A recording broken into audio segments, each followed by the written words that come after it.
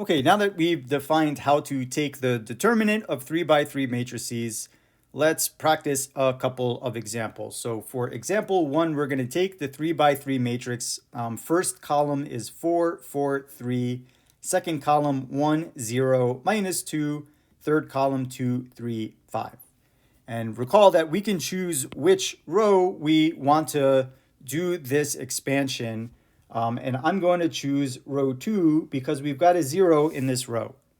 And that means we're going to have one less submatrix to calculate the determinant of.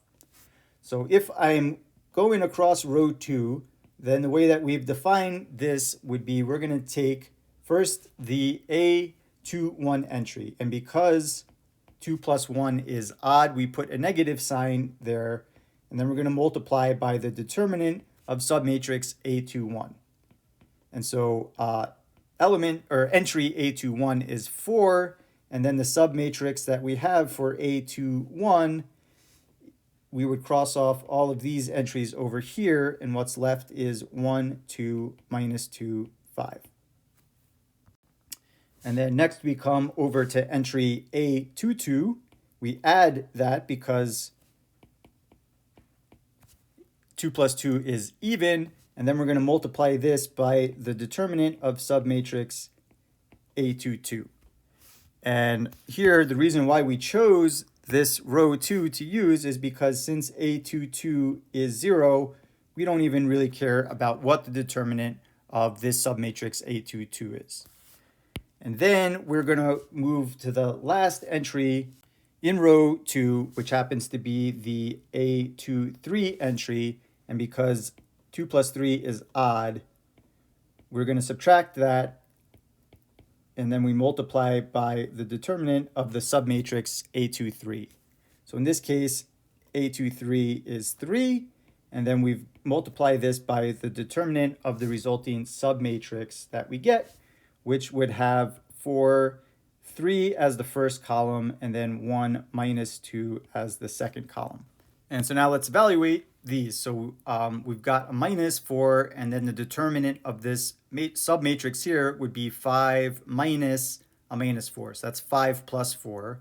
This term is 0. And then we've got minus 3 times this determinant is minus 8 minus 3. So we've got a minus 4 times 9. That gives us minus 36. We add a 0, and then we've got minus 3 times minus 11, which gives us a positive 33. So altogether, the determinant of this matrix simplifies down to minus 3.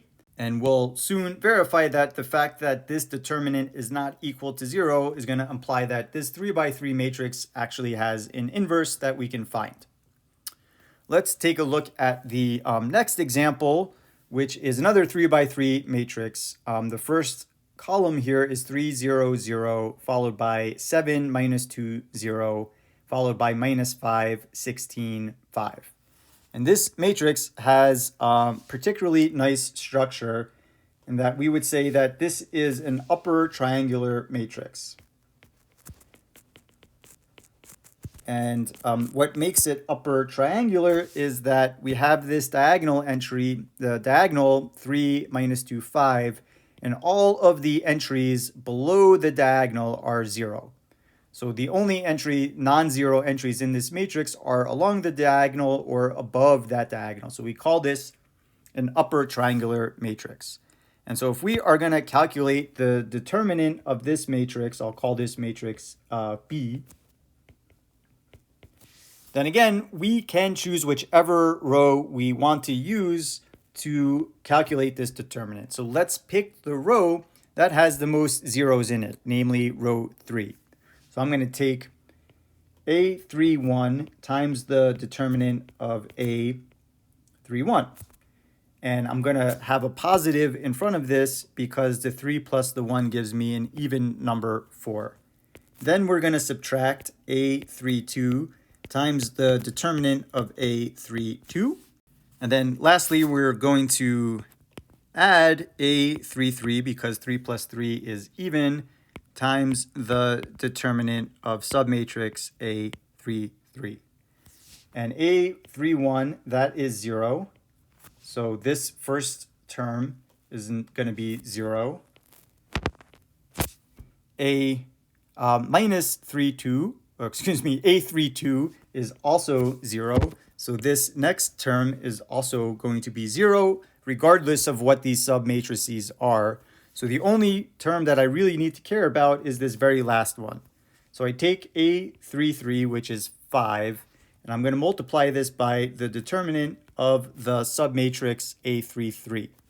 So I'm going to eliminate all of the entries in row 3, column 3, and what's left over is a 3, 0 for the first row, for the first column, and then a 7 and a minus 2 for the second column.